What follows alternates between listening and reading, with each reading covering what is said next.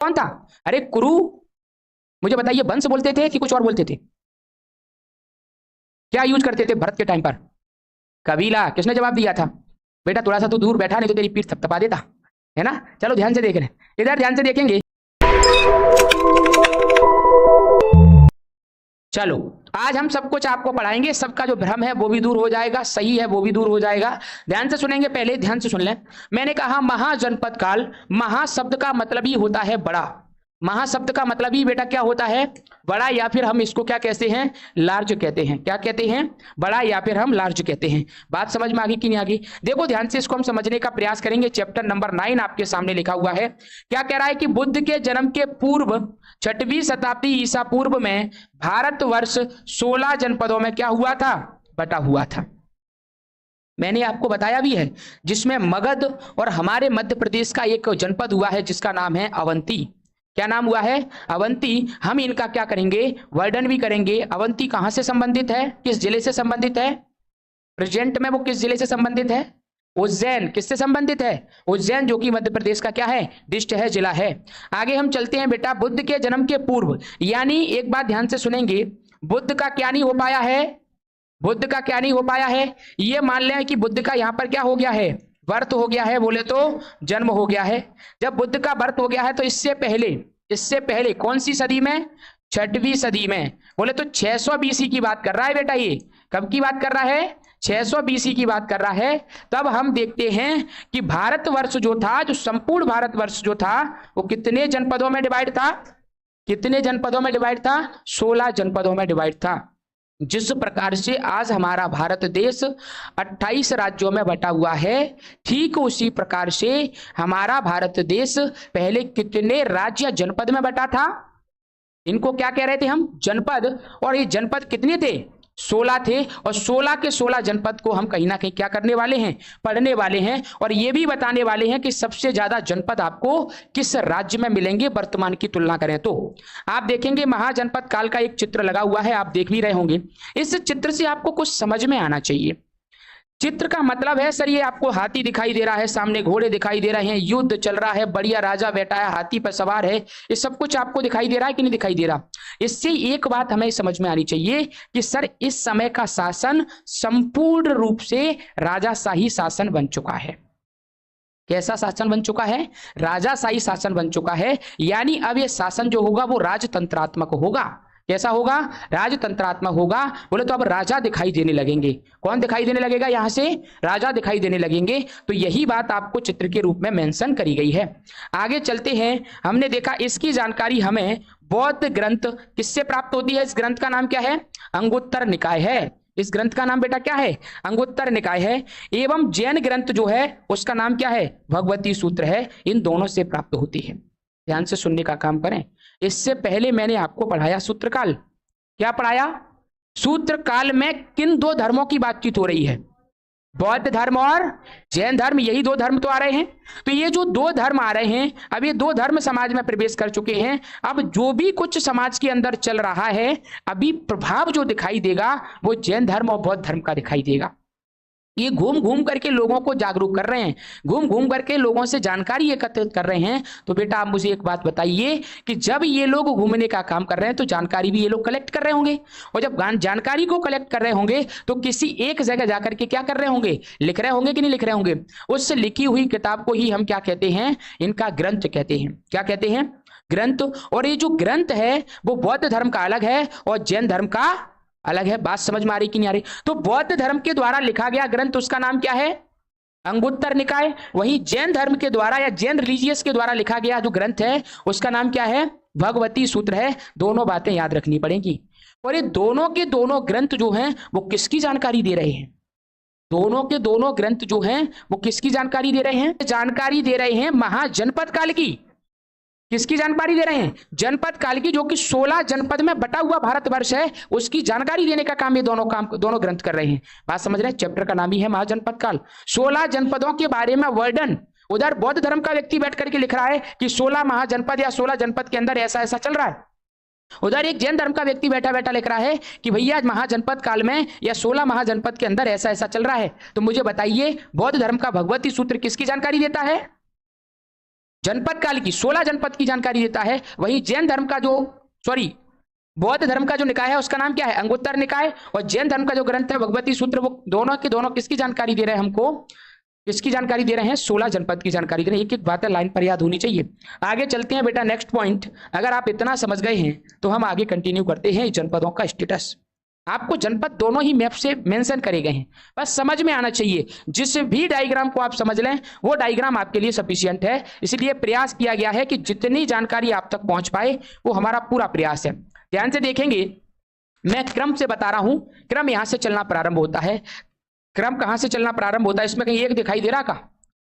ऐसा कैसे हो सकता है कि एक गायब हो गया? देखो ये रहा कंबोज। एक कहां है? काला है तभी दिखाई नहीं दे रहा था। है कंबोज। कौन है कंबोज? कहां पर मिलता है वर्तमान में? ये पाकिस्तान। दूसरा कौन? गांधार, जहां पर क्या मिलेगा आपको?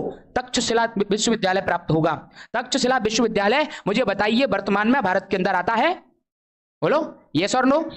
वर्तमान में कहां आता है? तक्षशिला भारत विश्वविद्यालय पर आपने निबंध ऐसे कुछ पढ़ा है? पैराग्राफ कुछ पढ़ा है 10th 12th में? कह रहे सर कछु ना पढ़ो, अपन ने तो बस पास हो गए हैं। ये कहा कि धोनी के सर पास हो गए, आप पढ़ने की बातचीत करते हैं। हाँ कहां पर है? कौन सा शहर? चलो प्रयास करने का हम कोशिश कर रहे हैं, ये बहुत अच्छी बात है। हमने क्या कहा सर? ये तक्षशिला विश्वविद्यालय जो है वो कहां पर मिलता है? वर्तमान में पाकिस्तान के भूभाग में आता है। कहां पर आता है?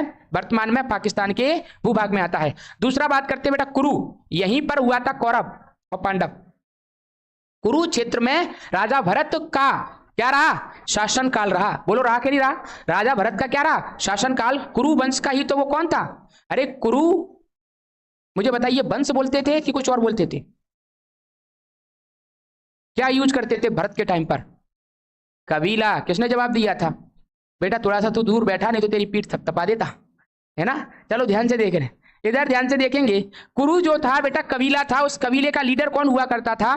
भरत हुआ करता था। इसीलिए हमारे भारतवर्ष का नामकरण जो किया गया है महाकाव्यों या ग्रंथों के अनुसार, वो किसके नाम पर किया गया? भरत के नाम पर किया गया था। किसके नाम पर? भरत के नाम पर। यही बात हम करने वाले हैं। ये वर्तमान में कहां मिलेगा बेटा? दिल्ली और हरियाणा के क्षेत्र में आता है। पांचाल आता है चौथा नंबर, जिसे अय छत्र या बरेली यूपी में पड़ता है। देखो यूपी में कितने आएंगे? पहला ये, पांचवा, छठवा और सातवां। पांचाल, कौशल, मल्ल और काशी, ये चारों जो आएंगे वो कहां आ रहे हैं? चारों जो आएंगे वो कहां आ रहे हैं भैया? यूपी में आ रहा है। दिखाई दे रहा है कि नहीं दिखाई दे रहे? तो चार जो दिखाई दे रहे हैं वो कहां पर दिखाई दे रहे हैं हमको? यूपी में दिखाई दे रहे हैं। कहां दिखाई दे रहे हैं? यूपी में। आगे मैं इससे कुछ लिंक कराने वाला हूं। अगला आता है बज्जी, जो कहां है? बिहार में। फिर से आता है अंग, बोले तो ये भी कहां है? बिहार में। मगध ये कहां आता है? बिहार में। और हम एक और देख रहे हैं बत्स, ये भी कहां है? यूपी में। तो यूपी का नंबर मैं जोड़ता जाऊंगा अभी बाद में। आगे मैंने कहा चेदी, ये शक्तिमती, ये कहां पर है? एमपी में। कहां पर आ गया ये? एमपी में। अवंती महिष्मती कहा जाता है इसे, उज्जैन, ये भी कहां पर है बेटा? मध्य प्रदेश में। और आगे चलते हैं मत्स्य, जिसे विराटनगर कहा जाता है, कहां पर है? राजस्थान, जयपुर में। और सूरसेन मथुरा, और मथुरा कहां पड़ता है बताइए? मथुरा कहां आता है? कौन से राज्य में? यूपी में। मथुरा कौन से राज्य में आता है? यूपी में आता है। तो आप मुझे एक बात बताएंगे, यूपी के अंदर टोटल जनपद कितने हो गए?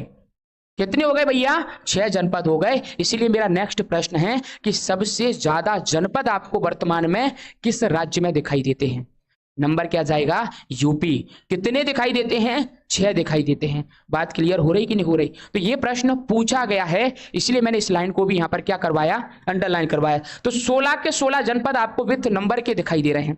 जैसे ही आप पीपीटी पढ़ोगे, पीपीटी के अंदर आपको 16 के 16 जनपद दिखाई दे जाएंगे, जिसमें से हमारे लिए जो मोस्ट इंपोर्टेंट होगा, जो स्टेट वाले छात्र हैं, अगर वो स्टेट के से जुड़े हुए एग्जाम को देने का प्रयास करें, तो उनके लिए मैं एक इंपोर्टेंट तो जरूर कहूंगा। एक तो अवंती कहूंगा, एक चेदी बोले तो माहिष्मती कहूंगा, वो सॉरी चेदी बोले तो शक्तिमती कहूंगा। एक और हमारे लिए इंपोर्टेंट है, इसमें एक इंपोर्टेंट वर्ड और है जो हमें याद रखना है, मगध। क्या याद रखना है? मगध। ये सबसे बड़ा जनपद हो चुका था, बहुत बड़ा जनपद। इसका इतना बड़ा विशाल क्षेत्र बन चुका था कि जिसकी हम कल्पना नहीं कर सकते। तो सबसे बड़ा जनपद अगर देखने को मिलेगा तो आपको मगध देखने को मिलेगा। आगे चल के मगध की चर्चा भी हम करेंगे, इसलिए आपको इसको पढ़ना बहुत जरूरी है। एक इंपोर्टेंट और हो जाता है कुरु। बकाया यह है कि बार बार जब हम नजर लगाते हैं डायग्राम पर, तो हमको सभी के सभी जनपद क्या हो जाएंगे? आराम से याद हो जाएंगे। लेकिन ये 4 जनपद तो बेटा बहुत अच्छे से याद होना चाहिए। इस बात का जरूर ख्याल रखेंगे। आपको अगला भी मैप दिया गया, अगला भी चित्र दिया गया है कि आप इस प्रकार से भी इस मैप के माध्यम से क्या कर सकते हैं, इसको याद रख सकते हैं। तो इसका मैं कोई बर्डन ज्यादा करूंगा नहीं, क्योंकि ये बात डायरेक्ट डायग्राम में लिखी है, तो इनको तो हम आसानी से पढ़ ही लें। इसमें देखो क्या मेंशन किया गया है। इसमें आप देख रहे हैं, हम क्या देख पा रहे हैं बताओ।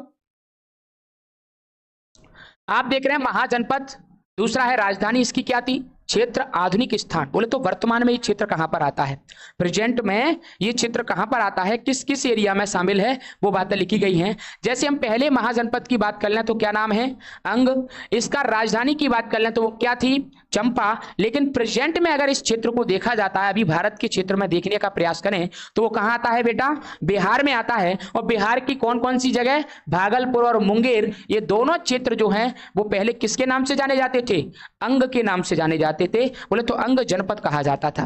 बात समझ में आ गई कि नहीं आ गई। अगला हम ऐसे ही चलते हैं, मैंने कहा अगला है मगध। और मगध की बात कर लें तो इसकी राजधानी जो रही वो ग्रीव्रज या राजगृह रही, ग्रीव्रज या फिर राजगृह रही। आगे हम बात करेंगे, ये प्रेजेंट में कहां आता है, पटना और गया दोनों जगह, जो कि कहां पर है, कौन सा राज्य है, बिहार, ये भी बिहार के अंदर आता है। बात समझ में आ गई। तो मगध आपको कहां मिलेगा, मगध कहां मिलेगा, बिहार में। कौन कौन सी जगह की हम बात कर रहे हैं, वर्तमान में कौन से क्षेत्र हैं, एक तो पटना है जो कि प्रॉपर जिला है। दूसरी बात हम बात कर लें कौन सा है, अगली हम बात कर लें किसकी, गया की, तो गया भी आपको दिखाई देगा। काशी की हम बेटा बात करेंगे तो कहां पर है ये, वाराणसी की राजधानी रही। और आजकल हम वर्तमान क्षेत्र की बात करें तो वाराणसी के आसपास जो भी क्षेत्र उत्तर प्रदेश में पड़ता है वो पूरा किसके नाम से जाना जाता है, काशी के नाम से जाना जाता है। आज भी तो लोग काशी जाते हैं। अरे अयोध्या और काशी कहां पर हैं, उत्तर प्रदेश में। अयोध्या और काशी दोनों कहां पर हैं, उत्तर प्रदेश में। इसीलिए हम क्या कहते हैं कि काशी का क्षेत्र भी आपको यूपी में दिखाई देता है। मैं डायरेक्ट चलता हूं एमपी पर। बोले तो वर्तमान जो हमारा दिखाई दे रहा है अवंती, अवंती का राजधानी जो रही वो क्या रही, उज्जैन। इसी का नाम क्या है, माहिष्मती। क्या नाम है, माहिष्मती। आगे हम बात करते हैं मालवा, और ये कहां पर पड़ता है, मध्य प्रदेश।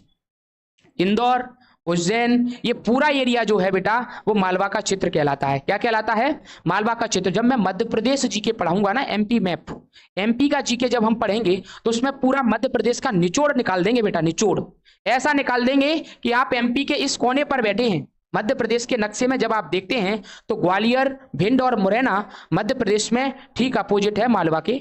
हम देखते हैं काफी डिस्टेंस पड़ जाती है। तो जब हम बात करें, मुझे बताइए मध्य प्रदेश में अगर हम बात करना चाहें नक्शे पर तो हम किस दिशा में बैठे हैं, आओ कितने लोग इस बात का जवाब देंगे कि सर हम एमपी में कौन सी दिशा में आते हैं, हाँ खड़े है क्या, बता उत्तर में पक्का। और कौन है जवाब देने वाला, कहां आते हैं मध्य प्रदेश में अभी हम, है दक्षिण में। आओ,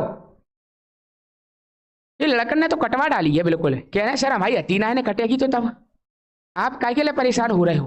हाँ कहां पे है, कौन सी दिशा में है, नॉर्थ रेंजर दिशा पूछिए भाई। चलो इधर ध्यान से देखें, नॉर्थ रेंजर ना बता, एनसीआर ना बता भाई, ध्यान से देखने का प्रयास करें, बात सही है भाई। सिंपल सा पॉइंट है, मध्य प्रदेश का नक्शा लगो तो जो नकल करने वाले लोग होंगे ना, बढ़िया दौड़ दौड़ के जाते, दौड़ दौड़ के, और ये देखते सर ग्वालियर वो दिखाई दे रहा हो लाल लाल सो, सर ये दिख रहा हो। कुछ लोगों की गलती नहीं है, नक्शे नहीं पहचान पाए, करें का पर्दों से ढके और हैं।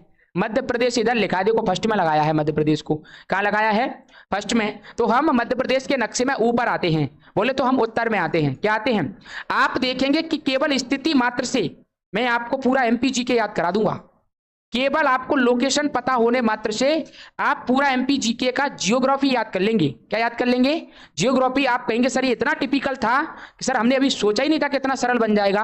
और जब इसको पढ़ाया जाएगा ना, और जब ये कंप्लीट हो जाएगा उसके बाद एक ही बात बोलोगे, सर ये जो मिला है ना अब आनंद आ गया। एमपी जीके तो सर मैं अपने बच्चों के बच्चों को बताऊंगा, आज समझ रहे हो कि नहीं, ऐसा हाल कर दिया जाएगा आपका एमपी जीके में लेकर के। ये तो आप इतिहास से ही देख रहे होंगे, जीके तो बहुत बड़ी बात है एमपी की। ध्यान से देखें, मैंने क्या कहा, अवंती की बेटा जब हम बातचीत करते हैं तो कहां पर पड़ता है, मध्य प्रदेश, जो कि स्पेशली वर्तमान में मालवा के नाम से जाना जाता है। एक और है चेरी, जो भी एमपी का भाग है, जिसे हम क्या कहते हैं, राजधानी कौन थी, शक्तमती।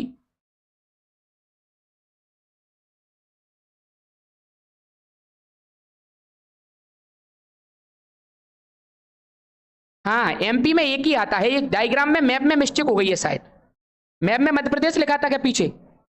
हाँ, वहां मिस्टेक हो गई है, इसलिए हम केवल और केवल इसकी किसकी बात करेंगे? बुंदेलखंड उत्तर प्रदेश की। हमने पहले भी पढ़ाया है कि केवल हम किसकी बात करते हैं? उज्जैन की, जो कि माहिष्मती के नाम से जाना जाता है। चेदी भी कहां पर आता है? उत्तर प्रदेश में। तो समझ लो, नंबर ऑफ जनपद की हम बात करें तो 7 हो जाते हैं उत्तर प्रदेश में। बात समझ लो, 7। तो इतने जनपद आपको लगभग 50% जनपद तो कहां दिखाई देते हैं? यूपी में दिखाई देते हैं। इसीलिए यूपी राज्य सबसे बड़ा है। इसीलिए भारत का सबसे बड़ा राज्य कौन है? उत्तर प्रदेश। बोले तो यूपी बड़ा है, इसलिए हमें यह बात भी क्या करना है?